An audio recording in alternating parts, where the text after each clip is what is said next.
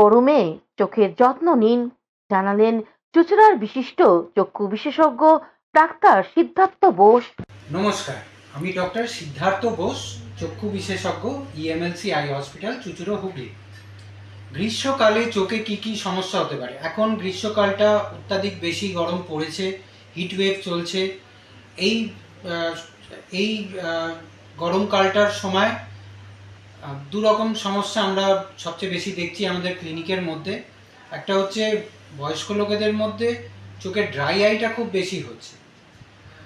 এই সময়টা dust pollution বেশি থাকে এবং চোখটা খুব তাড়াতাড়ি চোখের তত্ত্বটা শুকিয়ে যায়।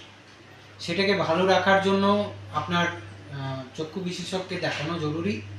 কিছু ড্রাই আই টেস্ট আমরা করি, ওতে বোঝা যায় কী ধরনের ড্রাই আই আছে।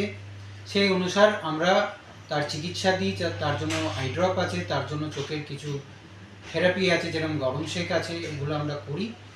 আর কিছু কিছু জিনিস আছে যেগুলো আমরা অ্যাভয়েড করতে বলি, যেরকম খুব গরমকালে খুব তেলে ভাজা খাবার খেতে আমরা অ্যাভয়েড করতে বলি।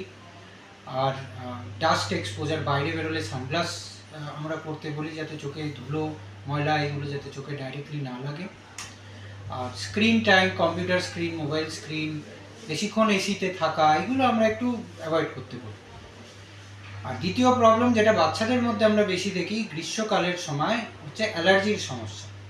অ্যালার্জির প্রবলেমটা একটা আন্তরিক সমস্যা। কারুর জেনেটিক হয়, কারুর জন্মগত হয়, এবং কারুর মানে কোনো জেনেটিক না হলেও এমনিও অ্যালার্জি হতে পারে।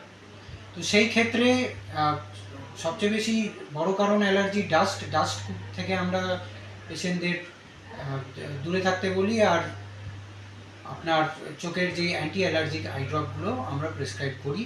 এর জন্য নিজে থেকে প্রেসক্রাইব করাটা উচিত হবে না, নিজে থেকে দোকানে গিয়ে ড্রপ কেনাটা উচিত হবে না। আপনার কাছের চক্ষু বিশেষজ্ঞকে দেখিয়ে তবেই ড্রপ প্রেসক্রাইব করে নিয়ে কেনাটা ব্যবহার করাটাই উচিত হবে। এখনকার মতন খবর এই পর্যন্তই। প্রতিদিন দেখুন হুগলি আপডেট। নমস্কার।